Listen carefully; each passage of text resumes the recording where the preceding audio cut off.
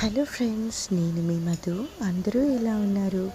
ఈరోజైతే నేను పాలక్ చికెన్ చేశానండి.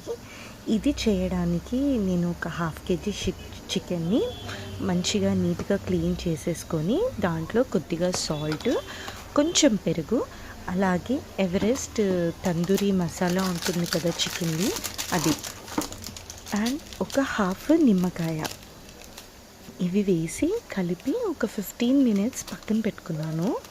పక్కన పెట్టుకున్న తర్వాత మనము ఒక మీడియం సైజు ఆనియన్ని సన్నగా కట్ చేసి పెట్టుకోవాలి.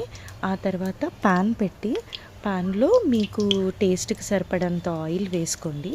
ఆ తర్వాత హోల్ గరం మసాలా, ఇక్కడ నేను చూపించినట్టుగా ఇలాచీ, షాయి జీరా, పట్టా, లవంగా, మిరియాలు ఇవి పెట్టుకోవాలి.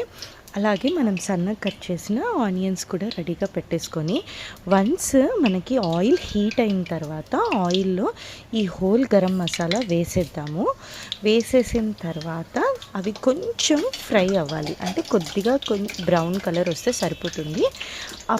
అంతవరకు వెయిట్ చేద్దాము. అలాగే ఇక్కడ నేను ఒక క్లిప్ తీయడం మర్చిపోయానండి. అదేంటంటే ఈ పాలకూర ప్యూరీ, దీన్ని ఏం లేదండి, పాలకూర శుభ్రంగా కడిగేసుకొని దాంట్లో ఒక 4-5 కాజు, పచ్చిమిర్చి, కొత్తిమీర, ఇలా తర్వాత జీలకర్ర, ఎల్లిపాయలు ఇవి వేసి గ్రైండ్ చేసి పెట్టేసుకున్నాను.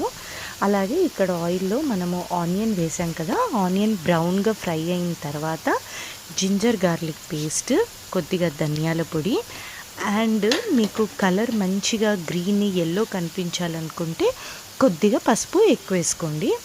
వేసుకొని ఇది మంచిగా ఫ్రై అయ్యేదాకా కలిపేసుకోండి.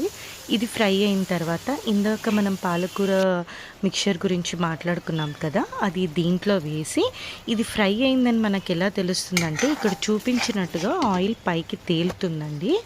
ఈ ఆయిల్ పైకి తేలాక మనం ఏదైతే చికెన్లో తందూరి మసాలా కర్డ్ వేసి కలిపి పెట్టుకున్నామో అది ఈ పాలకూరలో వేసేద్దామండి.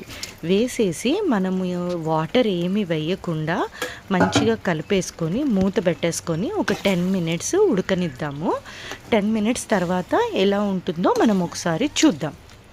ఇప్పుడైతే కలిపేసాను కదా, ఇంకా నెక్స్ట్ మనం మూత పెట్టేసుకున్నాము.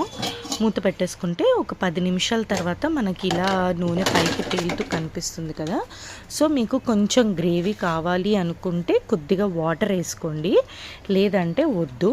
నేనైతే టేస్ట్ చూశాను, ఉప్పు తక్కువ అనిపించి ఇంకొంచెం ఉప్పు నేను యాడ్ చేసుకున్నానండి.